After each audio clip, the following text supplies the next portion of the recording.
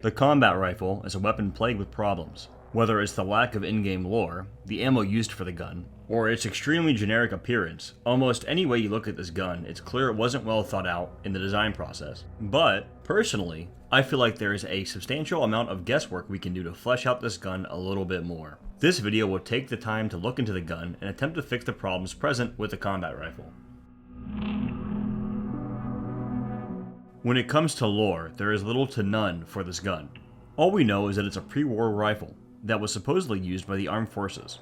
The only reason we know this is from locations you can find the rifle in games, like the US Army bases. There is no in-game text, like terminal entries or dialogue, that explains the backstory for this gun. As of right now, all we know is that it's a US Army gun that can be found in Boston and West Virginia, and that's it. We don't even have a proper name for the gun. But I think I may be able to solve some of these issues with a little theory crafting. Though we'll have to wait till the end after I explain everything weird about this rifle so I can properly tie them all into what I think this rifle's lore is. The gun is by default chambered in .45, a pistol caliber ammo, and can be modified to a weaker .38 or a much stronger .308. Now, a lot of people seem to have a problem with the fact that the rifle is by default chambered in .45, and at first I agreed. It seemed too weak, but after some research and taking time to interpret what Bethesda may have intended this rifle's role to be in the military, I no longer think that it's a bad choice.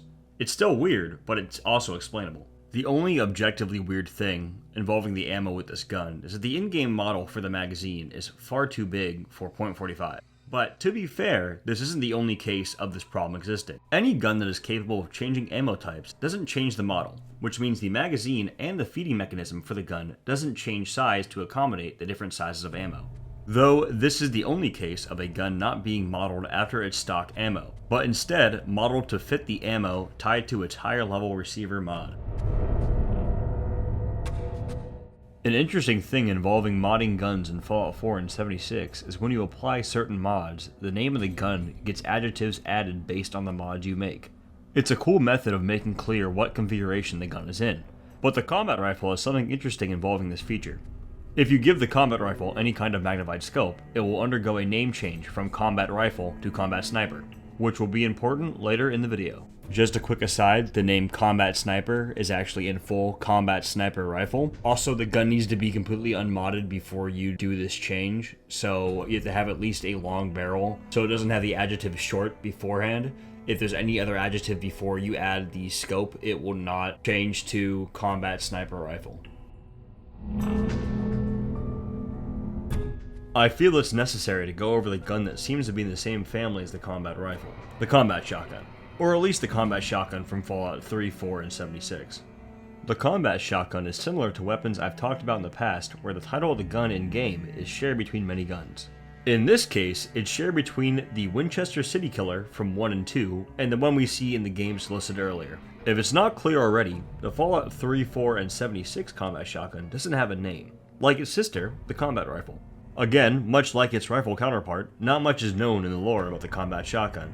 All that is known is that it is seen in DC, Boston, and West Virginia, and was possibly used during Operation Anchorage.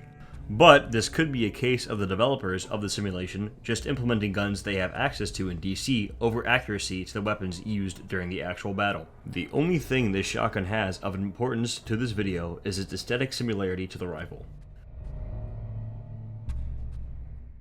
The CR-74L is a unique variant of the combat rifle that was added to Fallout 4 through the Creation Club, which brings into question its canonicity. I believe the common consensus is that all Creation Club content is non-canon, and that's definitely a safe bet, but just to cover over all corners, let's talk about it anyways. The CR-74L to me seems like an advanced version of the combat rifle, and perhaps was made post-war. It shoots .45 ammo like usual, but can be modded to take 5.56. The only big takeaway for me is its name, which could have implications on the main rifle, so it's about time I wrap everything up. Okay, so after all this hype, what am I going to pull out of Bethesda's ass? As I've said, I was at first baffled by this gun's existence, but now I kinda get it. I believe this gun is some sort of DMR, made to be used solely by the military, exclusively within the US. This theory is helped with the combat sniper name change I mentioned earlier.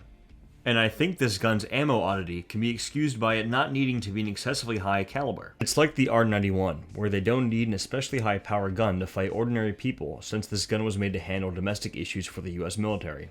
So having a higher caliber could be wasteful. And that's why the standard versions you see are .45. And versions made to use different caliber ammo also exist, but are not the standard. And as for the name, I think the Creation Club add-on may help us there. I think this gun's name is CR74. CR for combat rifle, and 74 being for the year it was made, that year being 2074.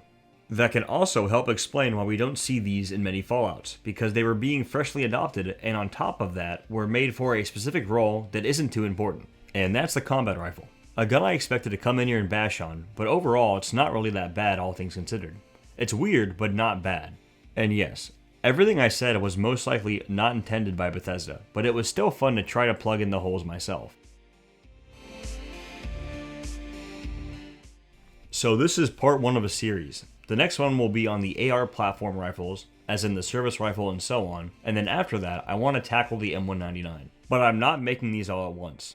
These will be coming out along with other videos in my upload schedule every few weeks, and I'd like to start a bi-weekly upload schedule, but even that I'm not sure on. The point of this series is to allow me to dedicate more time on completely explaining any complications with Fallout guns in a way that I feel is satisfactory. I made a few mistakes on my first video, and I hope to rectify that when making this series. I actually had a video planned before this that was a 1000 sub special with me reading through the comments of my first Fallout gun video, and well, it sucked.